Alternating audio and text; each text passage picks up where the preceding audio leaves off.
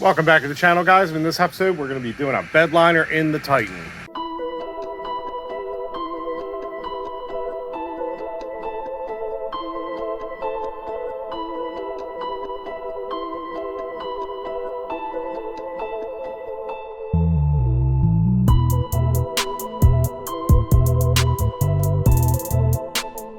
So I got a bed liner kit, a home kit that you do yourself. I'm honestly just tired of all this plastic, and we're also going to be installing a cover here soon. So I want to actually bed line these plastic rails because they look like crap. So we're going to go ahead and do that. So obviously first thing is to get this plastic one ripped out, and we got to sand the entire bed, sand the caps, sand everything, mask everything off. How much of that you're going to get to see, I don't know, because my camera batteries are dead, but I will give it a shot.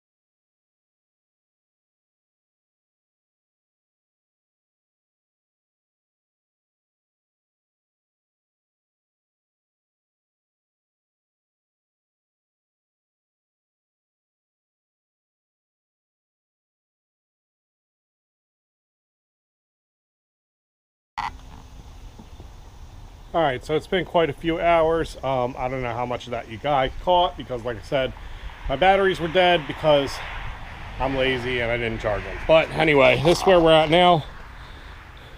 I pretty much have the whole bed sanded, so I did a once over of sanding on everything, and then I cleaned it all out and let it dry. And obviously now you can see where the spots that I missed are. So like you can see right here, like none of this is scored. So we're gonna go ahead and hit these empty spots. For the most part, the bed is in great shape. There's only one spot. Now, obviously, there was a little bit of surface rust, which I still got to get, like you can see, like right there. But minor surface rust. The only spot that was really bad on the rust was right here. So obviously, you can see that little hole I cut out there. And that was, let's see here, these pieces of metal here.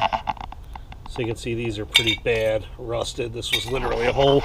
I tried like just grinding it away, but the more I got into it, it was through all the layers. So I ended up cutting this hole out, and I got most of the real bad rust out. There's still a little bit of surface rust on that back piece, but we're just gonna go ahead and you know, try to grind a little bit more of that off, and then just put some Rust-Oleum rust stopper type stuff on it. And then we're going to cut a new piece of metal and put it in there. And lucky for us, the bed liner is textured. So it doesn't have to be perfect, but we're going to weld a new piece of metal in there and get that all done. And then obviously we can kind of hit that with some paint from the back too, because that's actually in the head and the tail light area.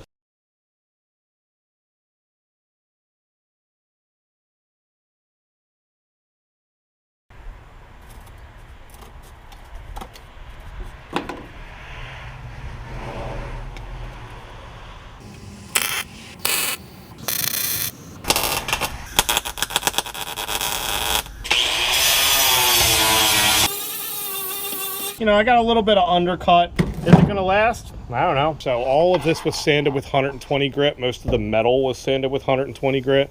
The plastic pieces I did with 80 grit because the 120 grit didn't really seem to be like giving it any texture.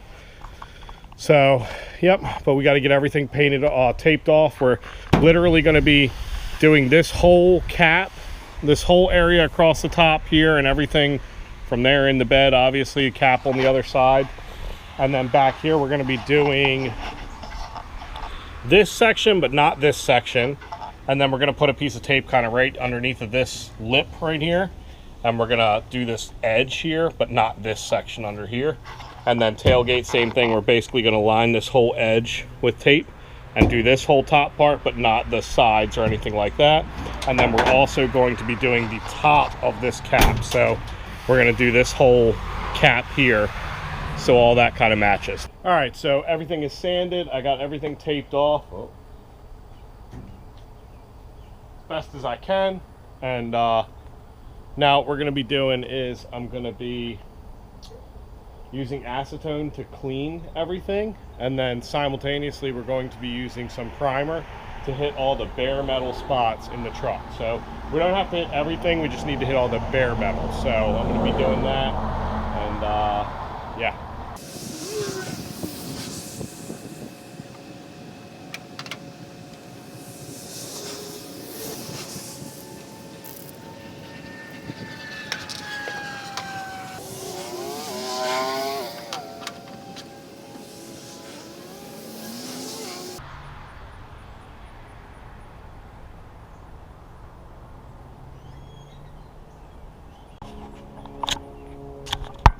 Alright, so as you can see, we got everything primed. There's no more bare metal.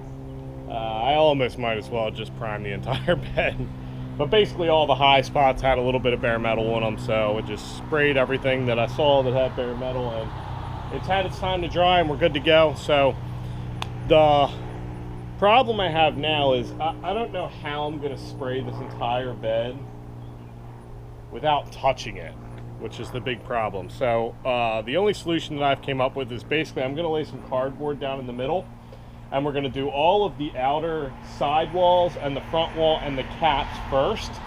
And after we get 2 coats on that, or however many coats is about half of the material, then we're going to pull the cardboard out and do this bed part, and we might clean that again, but the cardboard I have is pretty clean, so I'm not too worried about it. But that's the goal. I'm going to get the spray in the first coat. I only have my little air compressor. It does only use, I think it says 40 to 50 pounds of pressure, so hopefully it'll work out okay, but you know, we're going to get started and see how it goes.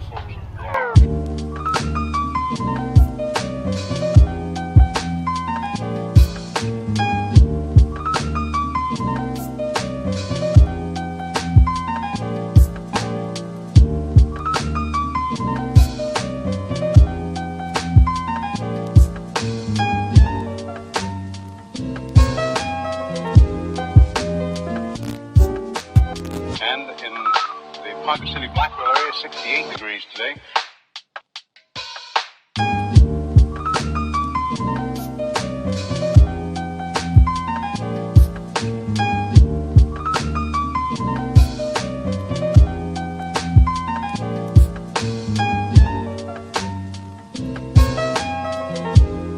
Winds southerly at about 15 with gusts of 25 miles an hour. Barometric pressure 30.00 and is rising. And no precipitation. We're about a ½ inch behind, correction, ½ inch ahead for the year, and 1 5300ths behind for the year so far. We'll be looking for a little bit of a change tomorrow, and of course the possibility of some scattered showers. Today, of course, there's nothing showing up on the radar. However, the satellite photo was pretty interesting for the western half of the U.S. Rain showers and thunder showers along that frontal system, and that wide band of fairly heavy snows. Now, what will happen each time that you see the frontal system on there? That begins at 6 o'clock in the morning, and then you'll see the cloud pattern move until 2 o'clock this afternoon. So as of that time, of course, the front was way off in the northwest. Now, however, it's moving into the central part of the nation with a couple of high-pressure cells behind it.